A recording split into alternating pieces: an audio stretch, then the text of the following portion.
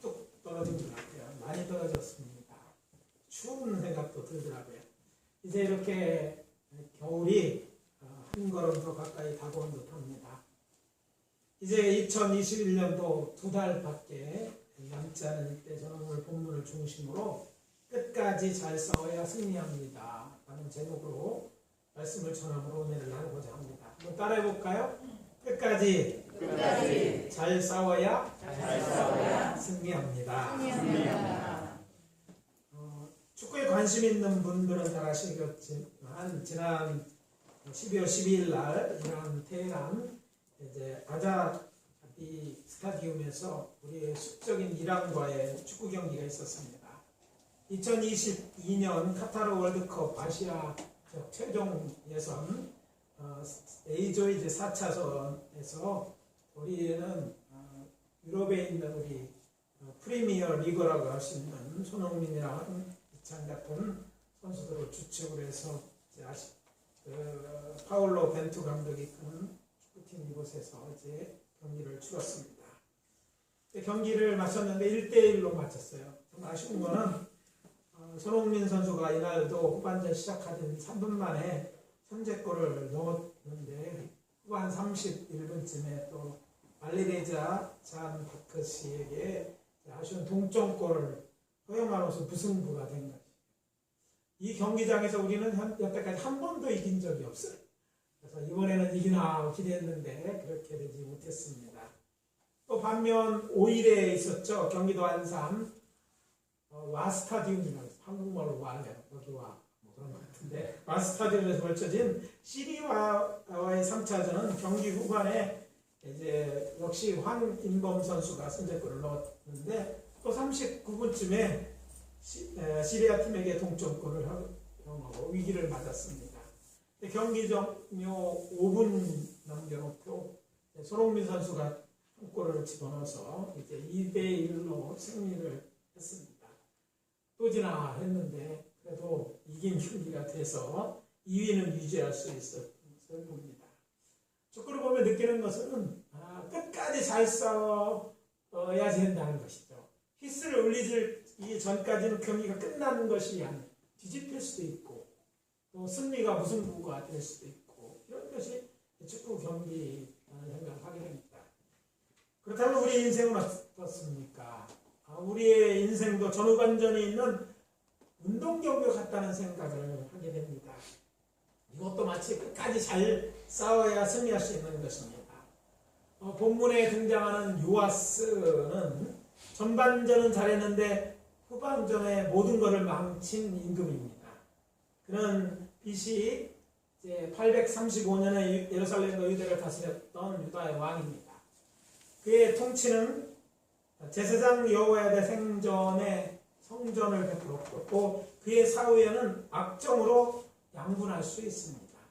그의 인생을 통해서 오늘 우리들에게 주시는 메시지는 이것입니다.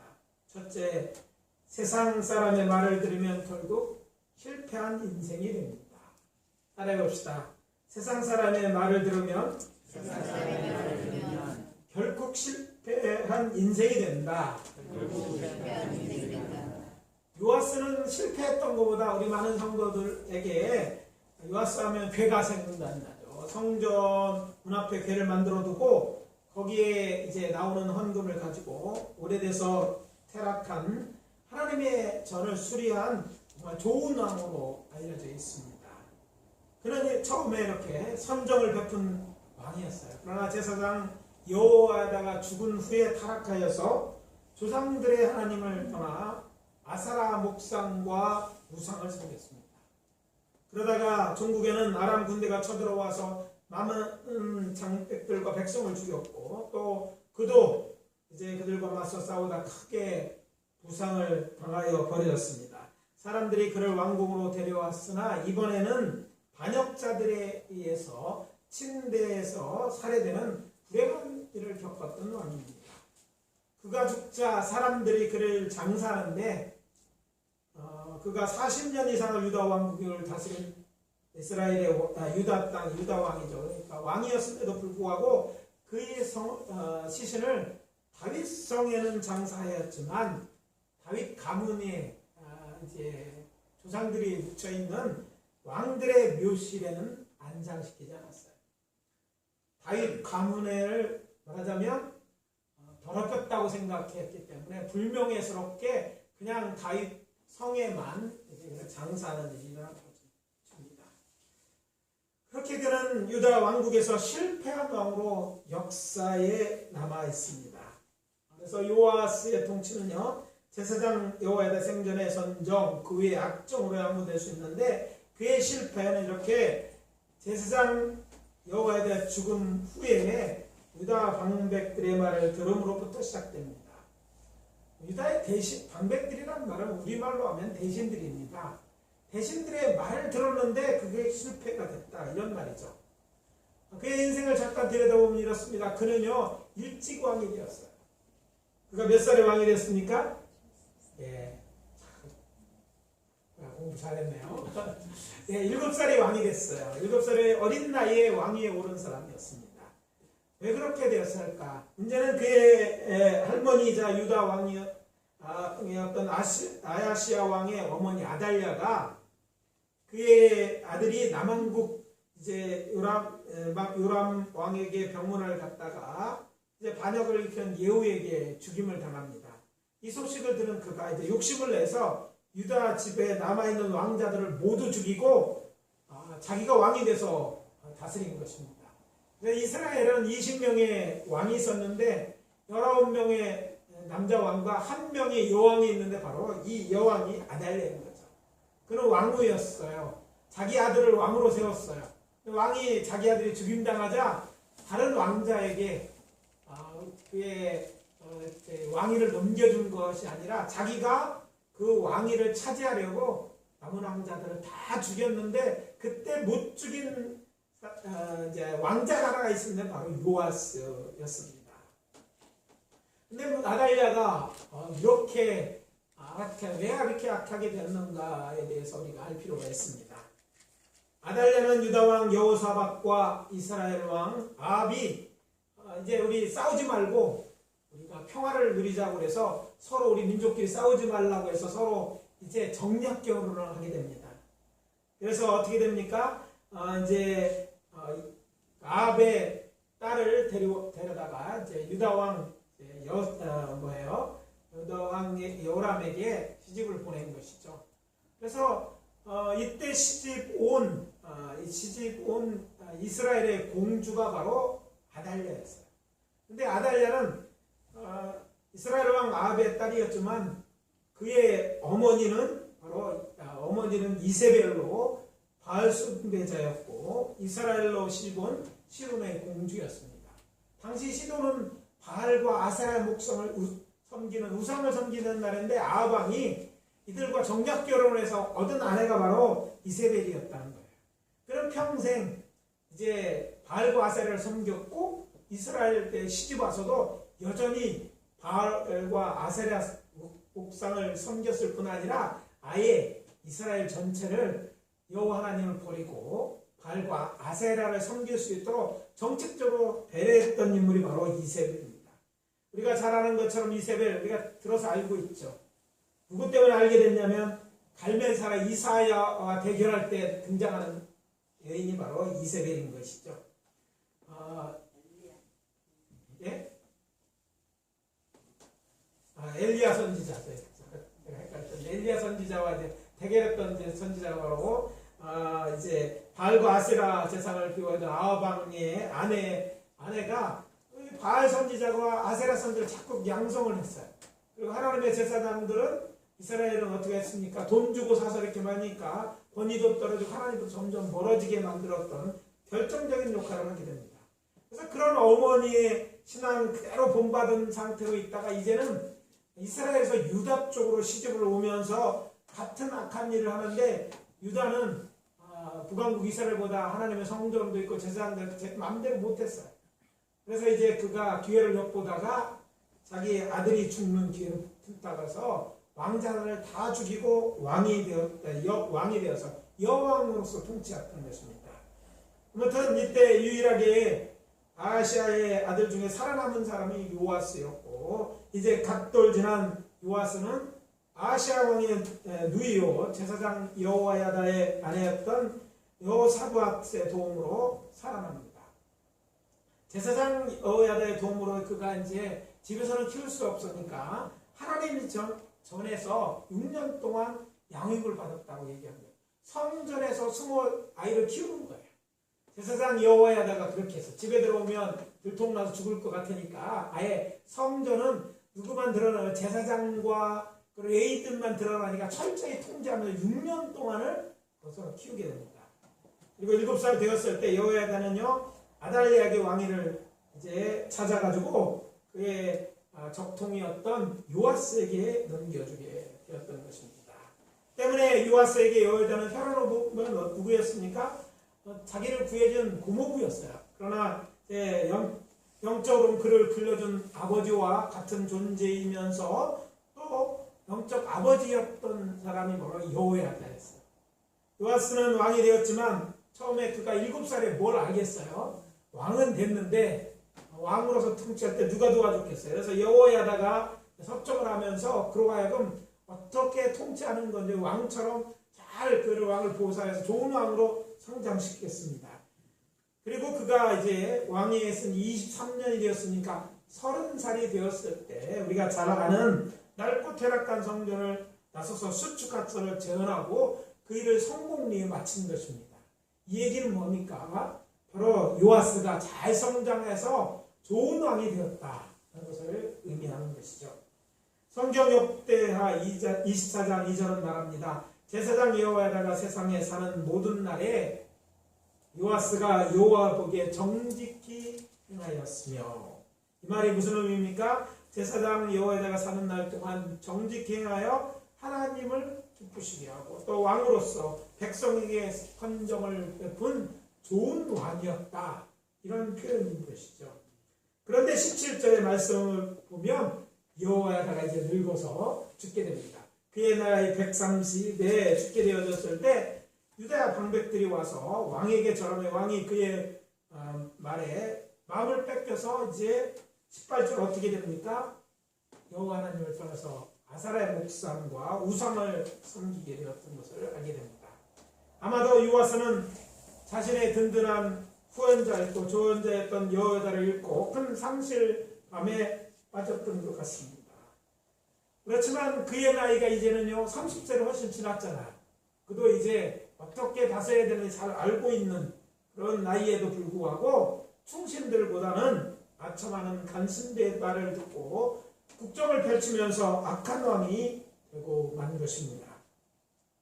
요아스가 제사장 여호야다가 하나님의 말씀에 따라 교훈할 때는 좋은 왕이었으나 여호야다가 죽고 난 뒤에 주변 사람들의 말을 귀를 기울이고 그들의 말을 따르면서 문제가 생긴 것입니다. 또 그는 이제 하나님이 보낸 선지자 이사야 선지자들의 말을 듣지 않을 뿐 아니라 하나님의 신의 감동으로 자신에게 말한 여호야다 아들이었던 스가랴마저 여러 무리와 작방에서 돌로 쳐 죽였습니다. 그것도 하나님의 성전 뜰에서 이런 일을 행한 거죠. 하나님을 믿는 자가 아니라 하나님의 성전이라면 하나님의 전이 아닙니까? 전에서 제사장을 하나님의 말씀을 대언하고 돌려 죽이는 악행을 죽여서 악행을 행하는 것이죠. 자신을 돌이키려는 하나님의 음성을 듣지 않고 도리어 돌로 쳐 죽임으로써 은혜를 원수로 갚았던 것입니다. 세상 사람들은 이렇게 자신을 높이기도 하고 자신에게 듣기 좋은 말을 하는 것들을 듣기를 좋아합니다. 그러나 조심해야 될 것은 그들의 말을 분별해서 들어야 되는 거죠.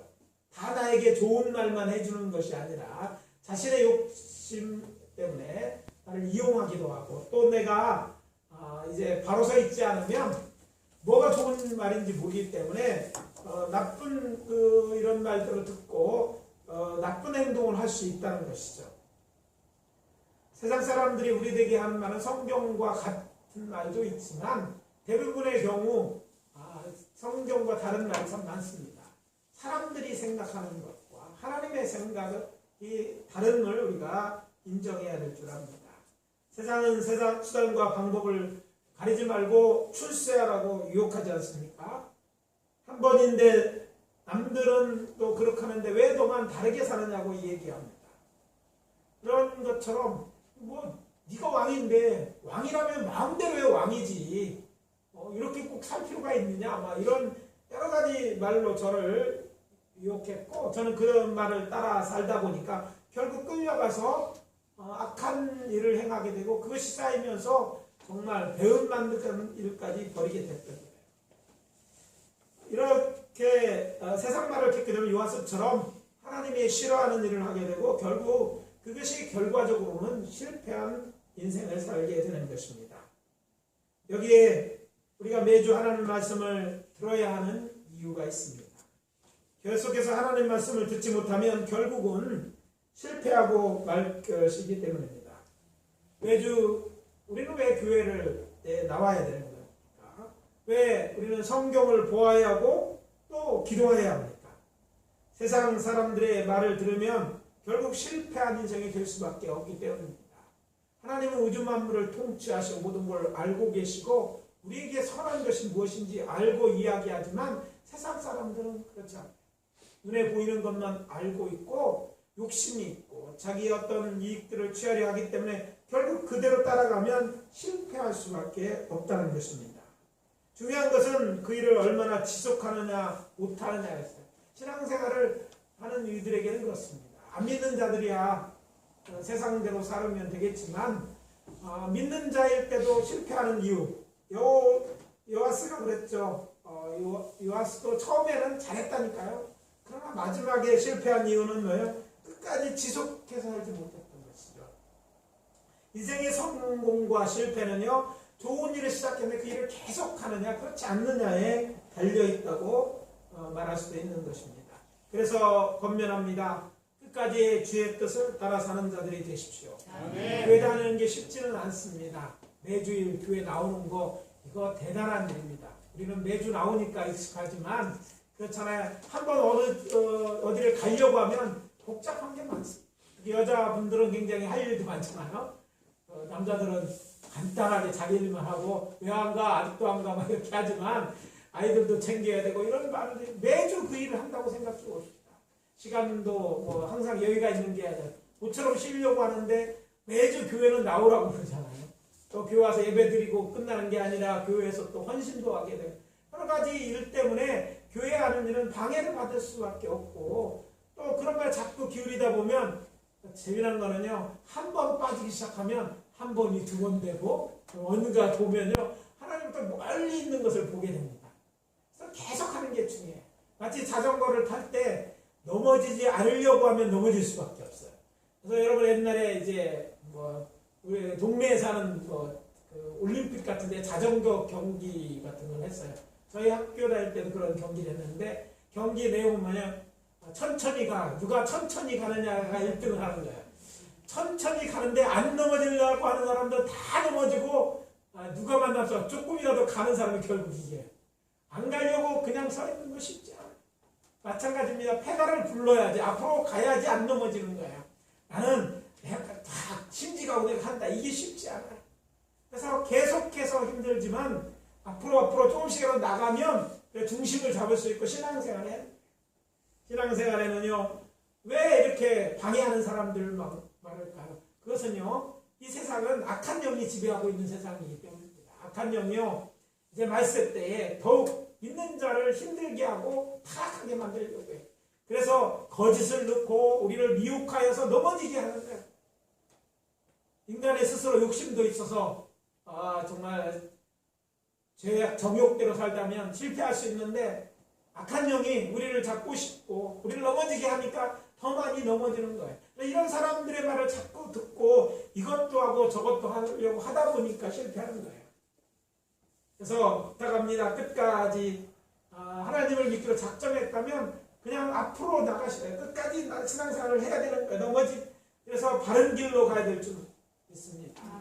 미련해 보이지만 답답해 보여도 하나님 말씀할 때 결국은요 그 마지막에 천국에 들어가고 영생을 얻게 될 것입니다. 영생은 그냥 얻어지는 것이 아니에요.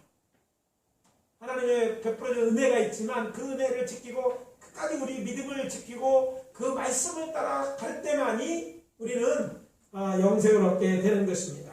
그렇게 살기로 다짐하시는 분들은 큰 소리로 아멘. 아멘. 우리가 다른 건 몰라도 다 천국에 가고 천국에 가 만나야 될 줄 믿습니다. 아멘. 물론 그때 가서 우리 교회 출석 부르는 게 무슨 의미가 있겠어요? 없는데 뭐 데려올 수도 없잖아요. 중요한 것은 결국 성공한 인생이 뭡니까? 높은 자리에 올라가는 게 성공한 인생일까요? 돈을 많이 벌으면, 얼마를 많이 벌으면 돈이 많이 버는 거예요. 얼마나 많이 벌으면 성공한 인생, 10억쯤? 무슨 나 서울 아파트 한 채도 10억이 넘는데 30억쯤 되는 데도 있더라고요. 예. 그 정도 집안이 성공한 것입니까? 뭐 학위가 여러 개 있고 뭐 박사가 여러분 성공한 것입니까? 남이 부러우는 직업을 성공한 것일까요? 그건 세상적 기준에 그럴 수 있지만 그것이 우리로 정말 우리 영혼까지 만족을 줄 수는 없습니다. 우리는 사실 성공하려고 이 세상을 사는 것이 아니에요. 출세, 우린 세상에 이미 나온 사람이에요. 그리고 우리는 뭐예요? 마지막, 우리를 정말 영원한 하나님의 나라로 우리 인도하시는 주의 인도할 때 영생을 얻는 자가 성공한 자예요. 아멘. 열심히 했는데 지옥 갔다. 그럼 결국은 결론이 뭐예요? 지옥 간 사람이잖아요. 더 이상 희망이 없습니다. 지옥 문에 이렇게 쓰였다고 그러죠. 모든 희망을 버려라. 그곳에는 다시 살아날 희망이 없는 거예요. 그런 영생을 얻어야 되는데 그것은요 끝까지 이미 시작한 선한 일을 계속해서 신앙생활을 해나가는 일인 줄 믿습니다. 아멘. 두 번째, 여호와 하나님을 버리면 하나님께서도 우리를 버리십니다. 따라해 봅시다. 여호와 하나님을 버리면 하나님께서도 우리를 버리십니다. 오늘 성경에 잘 나오지 않는 주제에 있어요. 우리는 하나님은 사랑이라고 생각해서 이런 말을 했을 거라고 믿지 않는 말씀이 오늘 본문에 나와 있습니다. 너희가 여호와를 버렸으므로 여호와께서 너희를 버리셨느니라. 하나님의 영이 제사장 여호와의 아들 스가랴를 감동시켜서 전한 말입니다.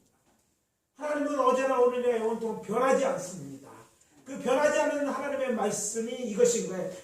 내가 옛날에 믿었다고 끝까지 나를 구원할 때 그렇게 예정론적인 신앙을 갖고 있는 들에게는 이 말이 성경 왜 있나 생각이 들겠지만 성경이 분명히 있습니다. 너희들이 여호와 하나님을 버리면 하나님께서 우리를 버리십니다. 이것을 여러분 기억해야 될 줄 믿습니다. 자, 요아스 그 가장 대표적이고 치명적인 죄가는 무엇입니까? 하나님을 버리고 우상을 섬긴 것입니다. 한마디로 여호와 하나님을 버리는 죄입니다. 사실 요아스의 실패는요, 제사장 여호와의 죽음 이전부터 철저하게 신앙생활하지 못한 데 있어요. 그런 유다의 왕으로서 여호와 보시기에는 정직하게 행하였지만 산당은 제하여 보이지 않았다고 성경은 얘기합니다. 그래서 어떻게 합니까? 산당이 없어지지 않으니까 산당에서 백성들이 제사하고 분향하도록 방관하게 됩니다. 그러니까 백성들의 마음에 환심을 사기 위해서 그런 일을 했어요. 그만큼 그가 심지가 곧지 못했던 거예요. 그러다가 어떻게 됐습니까? 결국은 자신도 저들처럼 하나님부터 멀어졌어요. 그래서 말씀드립니다. 여호와처럼 그가 여호와를 온전히 믿고 따르지 않은 것이 결국 그로 하여금 하나님을 떠나가는 그런 일을 만들었다는 것이죠.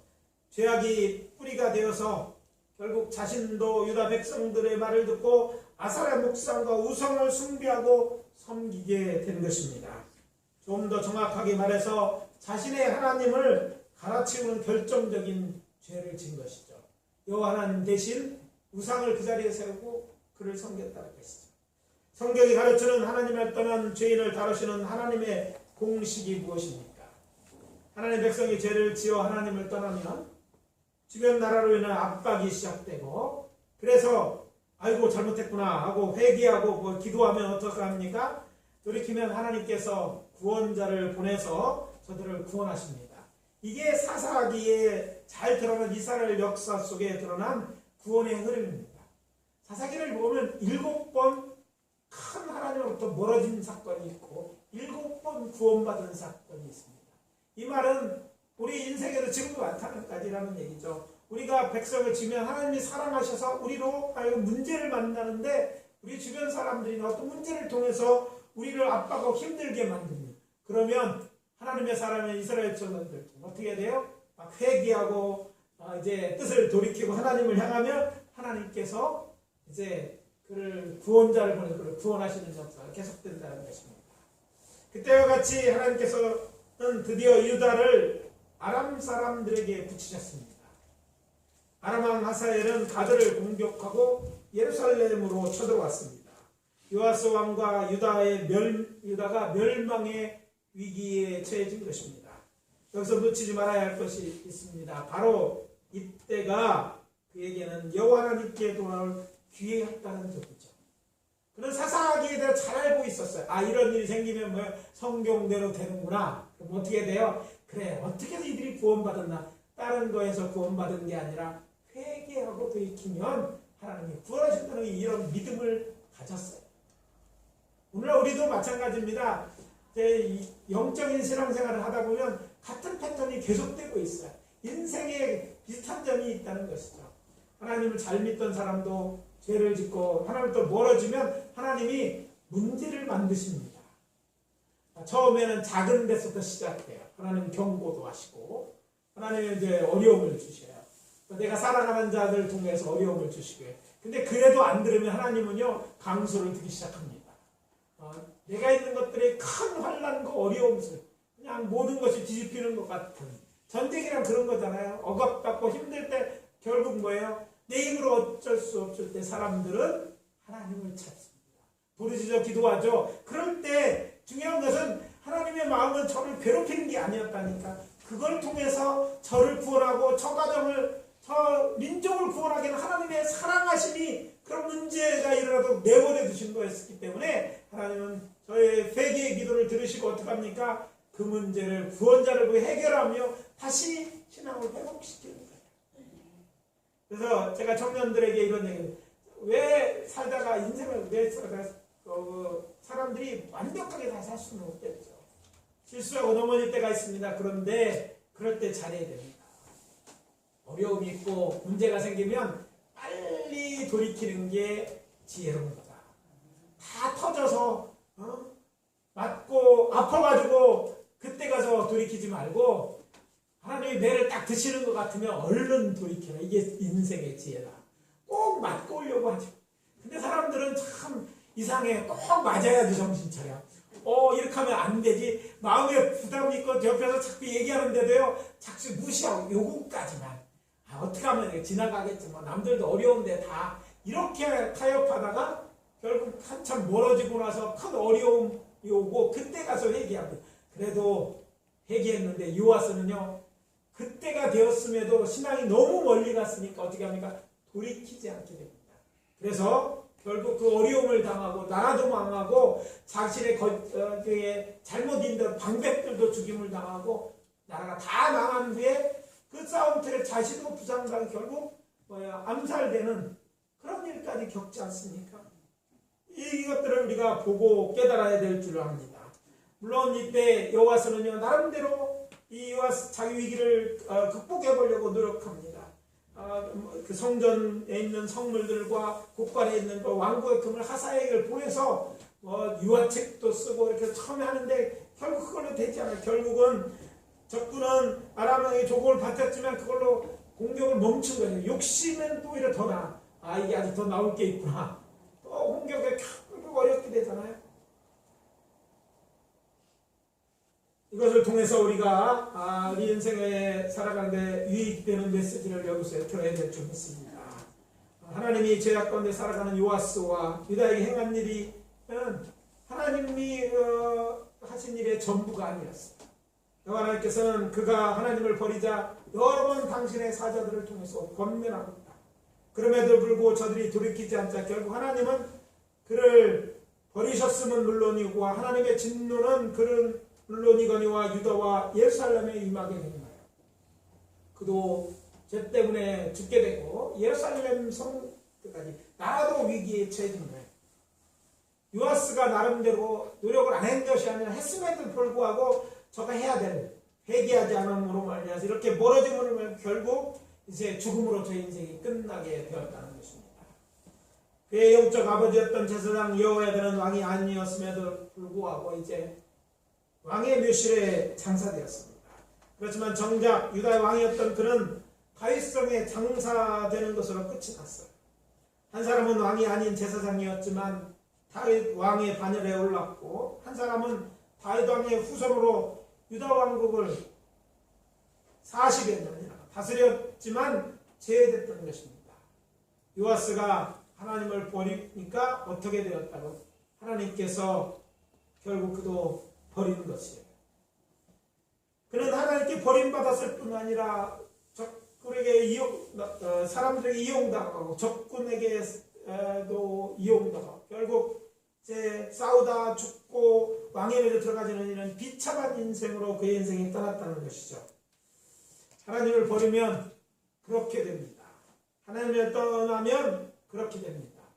회개할 기회를 놓치면 그렇게 될 수밖에 없습니다.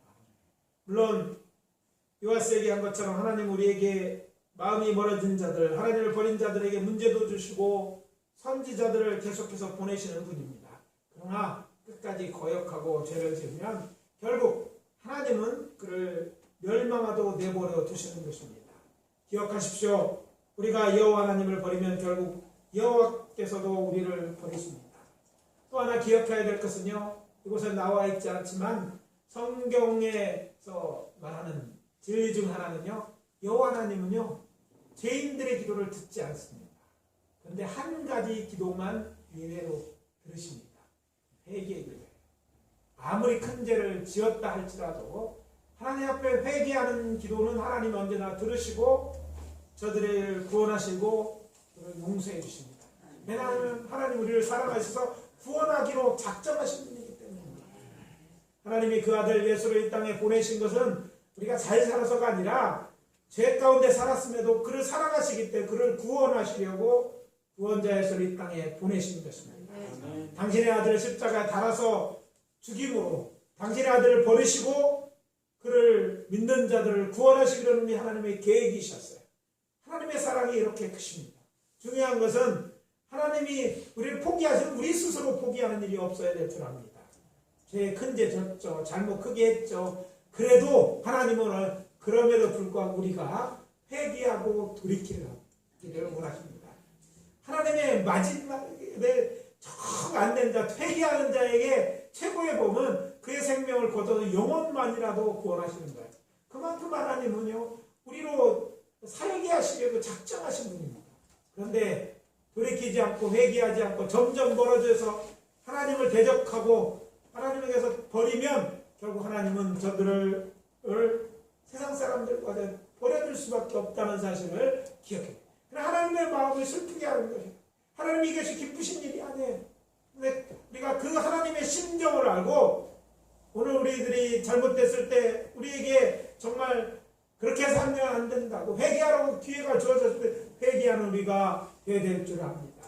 그냥 작은 자존심 버리고 이렇게 하면 죽고 말아 죽은 걸로 끝나는 게 아니라 이건 하나님의 마음을 더 아프게 하는 거예요. 회개해야 될 줄 압니다. 아무리 큰 죄라도 하나님은 우리의 죄를 용서해 주신다는 사실을 듣고 하나님 앞에 돌아오는 우리가 되어야 될 줄 믿습니다. 셋째, 끝까지 나라와 민족, 교회와 가족들에게 선을 행하며 살아갑시다. 따라해 봅시다. 끝까지 나라와 민족, 교회와 가족에게 선을 행하며 살아가자. 요아스 왕은 처음처럼 그의 영적 부친 여호와다가 살았을 때처럼 행했어야 했습니다. 그의 교훈을 따라 살았어야 했고 죄를 지은 후에도 회개하고 섬기다는 말을 들었어야 했습니다. 그러나 그렇게 하지 못했습니다. 그래서 결국 그는 인생 실패자가 되었습니다. 반면 제사장이었던 여호와다는 어떻습니까? 인생의 성공자가 되지 않았습니까? 역대하 24장 16절에 보면 제사장 여호와다가 열왕의 묘실에 들어가게 된 이유를 설명합니다. 그가 이스라엘과 하나님 그리고 하나님의 전에 대해 선을 행하였기 때문이다. 그가 왕이 아닌데도 왕으로 대접하는 것은 말이 아니라 그가 이스라엘과 하나님의 전에서 선을 행했다. 그가 만나는 사람들, 그가 만나는 백성들, 그들을 위해서 단지 자기의 유익을 위해서가 아니라 그런 작게는 자기 가족에 대한 있고 또 그게 뭐 이스라엘 자손 위해서 특별히 하나님의 성전 위해 이 모든 일에 대하여서 선을 행했기 때문에 저를 열왕의 다윗 왕의 묘실에 들어가는 것으로 그를 왕의 묘실에 장사지냈다 이런 얘기를 하고 있는 것이죠. 이스라엘은 나를 의미하죠. 또 여호와스는요 그게 뭐예요? 고모부니까 그의 조카잖아요. 그를 구원하는 일이었어요. 제사장으로서 또 성전이 성전되게 하는 일이었어요. 하나님만 백성으로 믿게 하는 일이에요. 그러고 보니까 우리의 나라와 민족, 교회와 가족 모두에게 선을 행하는 것 하나님이 보시는 일이고 또 기대하는 일이시라는 것을 알 수 있습니다. 그런 생명을 위협을 무릅쓰고 조카 요아스를 구하고 기르지 않습니까?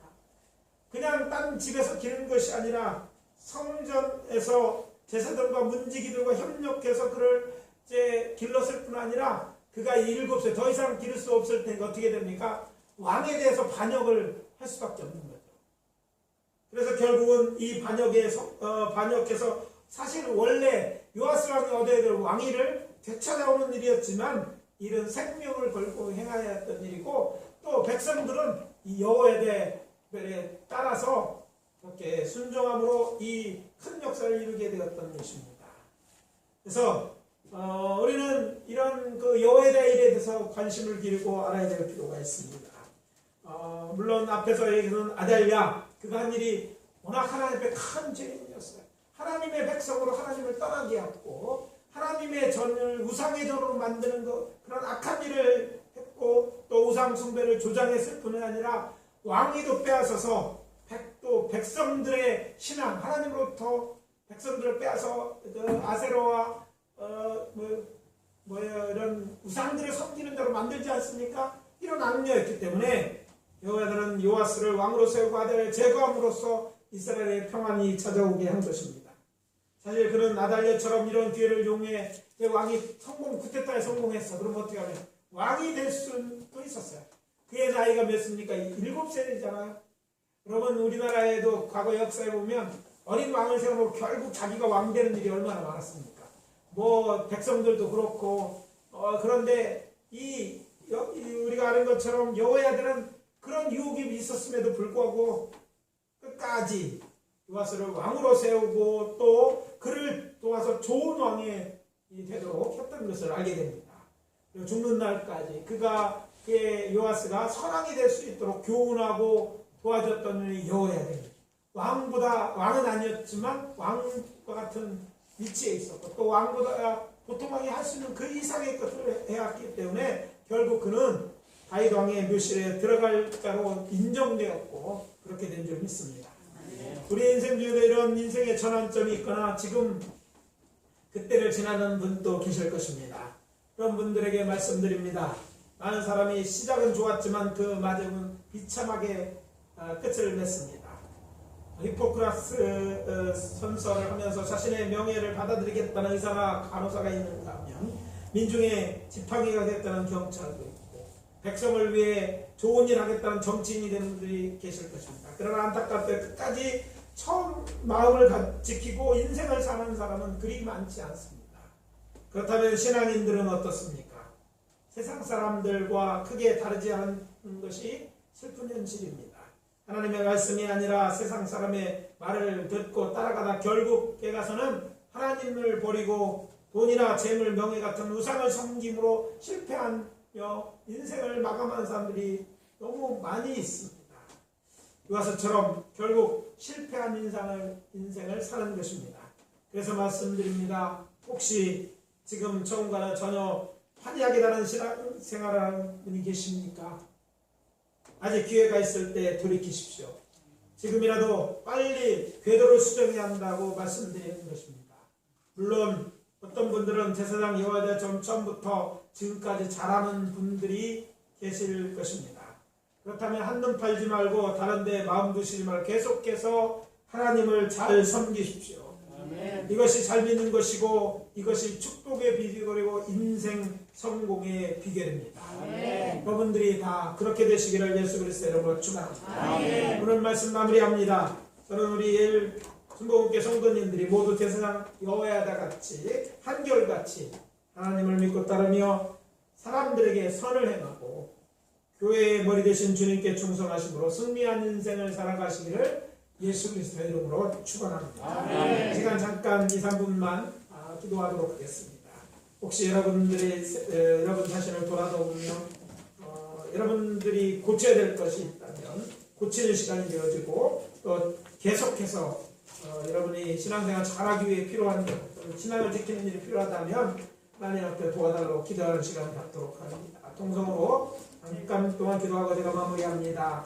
아버지 하나님 주의 은혜와 사랑을 감사합니다. 하나님께서 우리에게 아버지 하나님 오늘 이 말씀을 주시며 아버지 하나님 끝까지 우리의 신앙을 지키며 잘 싸워서 승리하고 영생에 이르라고 우리를 초청하시는 줄 믿습니다. 아버지 하나님이여 흔들리지 않고 하나님을 잘 믿는 저희들 되게 하시고 아버지 하나님 여호야다처럼 성실히 하나님 앞과 사람 앞에서 부끄러움 없이 살아가는 자를 주시옵소서. 아버지 하나님을 버리며 하나님의 돌보를 버릴 수밖에 없습니다. 잘못한 것들이 있다면 회개하고 돌이키고 고치는 역사가 있게 하시고 아버지 하나님이여 가정에서나 직장에서 교회에서나 사회에서 선을 행하는 자로 살아가기에 부족함이 없도록 인도해 주시옵소서. 아버지 세상 사람들과 같이 살려 하지 아니하고 하나님의 자녀로서 하나님의 백성으로 하나님의 영광을 위하여 사는 자들 되게 도와주시고 거룩하게 살게 하시며 아버지 하나님의 선을 가는 자로 살게 하여 주시옵소서. 하나님 우리를 그런 여호야다 같은 삶으로 초청하시는 줄 믿습니다. 그리 살게 도와주시옵소서. 아버지 하나님 주의 은혜와 사랑을 감사합니다. 요아스의 실패와 여호야다의 아버지 성공적인 인생을 통해 우리를 교훈하시는 줄 믿습니다. 끝까지 우리 믿음 지키고 신앙 안에서 잘 싸워 승리하는 저희들 되게 도와주시옵소서. 영생을 취하는 저희들이 되게 하시고 세상 사는 날 동안 아버지 하나님을 믿고 섬기며 또 사람들에게 선을 행하는 자로 살아갈 수 있도록 인도해 주시옵소서. 다른 사람만 잘 섬기는 자고 살아가는 자들이 아니라 아버지 하나님 우리 가족들을 잘 사랑하고 섬기는 자가 되게 도와주시옵소서.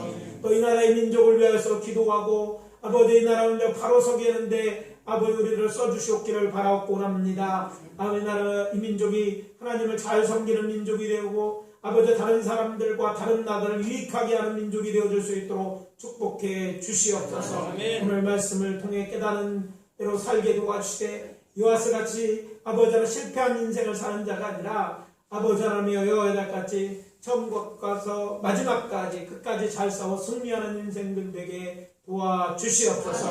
예수 그리스도 이름으로 축복하며 기도합니다. 아멘.